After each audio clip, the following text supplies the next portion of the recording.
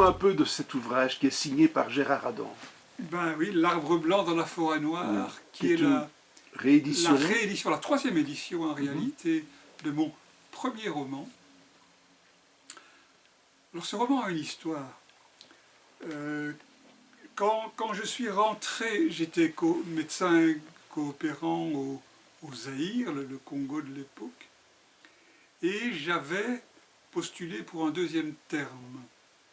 Et les autorités zaïroises et les autorités de la coopération avaient appuyé, demandé que je puisse rester. J'étais assez populaire comme médecin là-bas.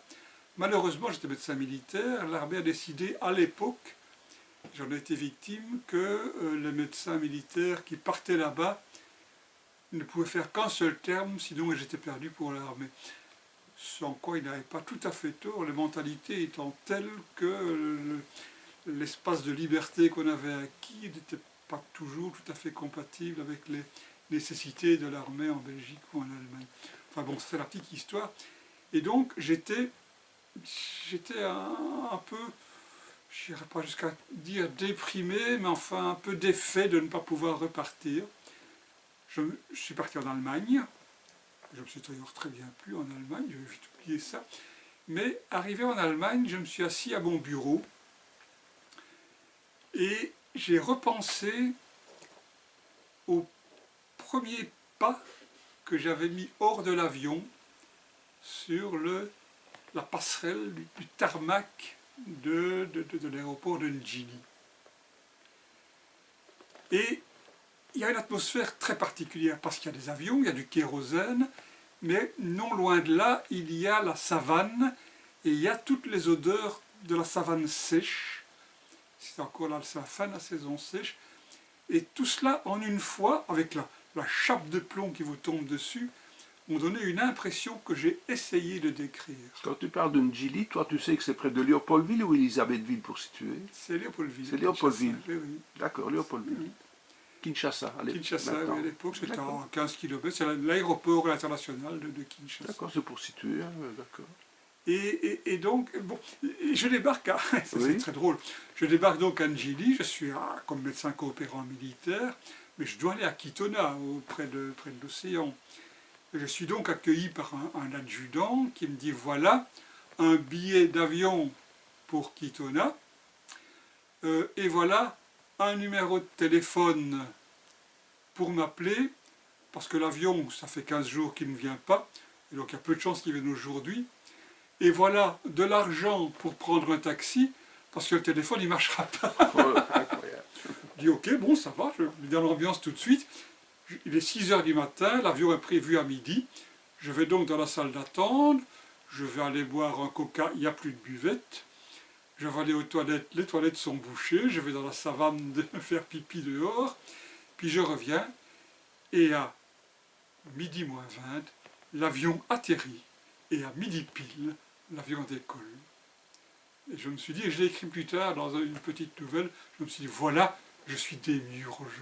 Je débarque au Zaïre, et le Zaïre se met à fonctionner. Mais bon, je reviens à cette histoire. Donc je suis là, j'arrive en Allemagne, je commence à prendre mon boulot, et le soir, j'ai un cahier, et je me mets devant ce cahier, et j'essaie de rentrer à moi-même, et de dire, mais qu'est-ce que j'ai vécu en arrivant, en réarrivant, j'avais déjà vécu là dans l'enfance, mais...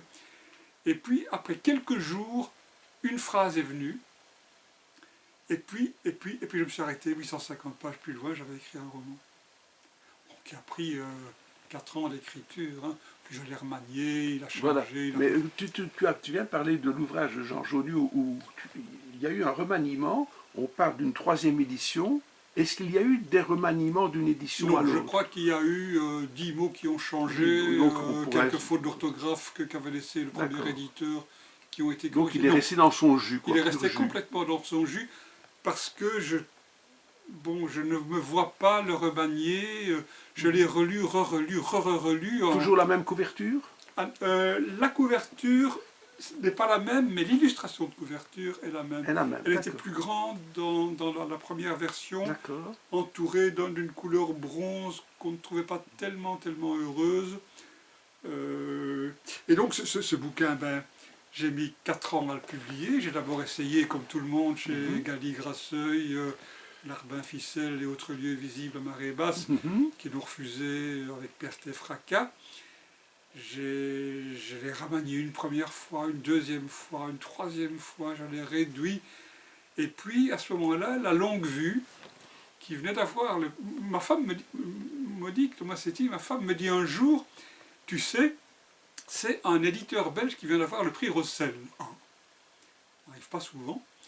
Et la Longue Vue, et j'ai regardé dans le boîtier téléphonique, il n'y avait pas de web à l'époque, et leurs bureaux sont à 500 mètres d'ici, tu vas leur porter ton manuscrit. Alors je dis non, j'en ai ras-le-bol, je vais écrire un autre bouquin, je ne vais plus entendre parler de ce manuscrit. On lui dit, tu vas aller porter ce manuscrit. Et c'était vers le mois de décembre, il faisait mais un froid de canard, et donc j'ai pris le manuscrit sous le bras, c'était un gros manuscrit, il faisait encore 500 pages à ce moment-là, et je suis allé sonner à la Longue Vue. Il faisait tellement froid que j'avais l'air complètement paralysé. Et un monsieur est venu m'ouvrir, c'était le directeur de la Longue Vue, Charles-Antoine de Trasny. Il dit oui, bonjour monsieur. Bonjour monsieur. Et oui, qu'est-ce que vous... Quoi? Ah, vous avez un manuscrit? Oui, ben venez, entrez, vous réchauffez. Il m'a servi une tasse de café, j'ai un peu expliqué, ouf, ce qu'était ce manuscrit. Elle dit, bon, ben, je vais le lire, mais c'est une sacrée brique. Hein. Je dis, oui, c'est une sacrée brique. Et puis, bon, ben, je suis rentré. Et il m'a téléphoné 3 semaines après, en disant, voilà, j'ai lu les 200 premières pages. Si tout est comme ça, je le prends. Et puis il m'a téléphoné après la nouvelle année, en disant, tout est comme ça, je le prends, mais à 100 pages en trop. Je dis, ça va pas. J'avais 850 pages au départ, il ne reste plus que 550. J'en ai coupé 300. Qu'est-ce que vous voulez que je coupe là-dedans? Ce que vous voulez, mais il y en a toutes 100 en trop. Et donc j'ai repris ce manuscrit et j'ai découvert là ma méthode d'écriture. D'accord.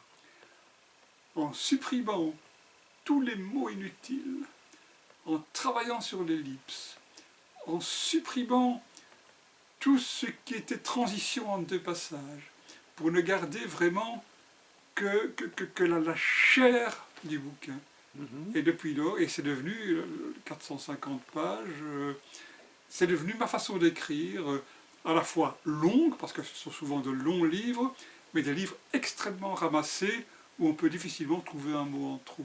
Charles-Antoine qu'on a croisé il n'y a pas longtemps à la foire du livre. Eh bien longtemps que je ne l'ai plus vu. Il était à la foire du livre, j'ai fait un petit tour avec lui, je l'ai reçu ici. Oui, Charles-Antoine. Donc la maison d'édition a disparu 2 ans après, il en a créé une autre, le Rameau Vert, qui a disparu aussi. Et il habite Trasny maintenant. Mais il a longtemps habité Trasny. Pour la toute petite histoire, Charles-Antoine de Trasny, qui était donc éditeur de la Longue Vue à l'époque, reçoit un jour un manuscrit de sa cousine. Qui est? Le livre s'appelle L'hygiène de l'assassin. Voilà. Et la cousine s'appelle Amélie Nothomb. Et Charles-Antoine a dit, c'est un canular, je ne peux pas publier ça. Il a mis de côté. Heureusement pour Amélie.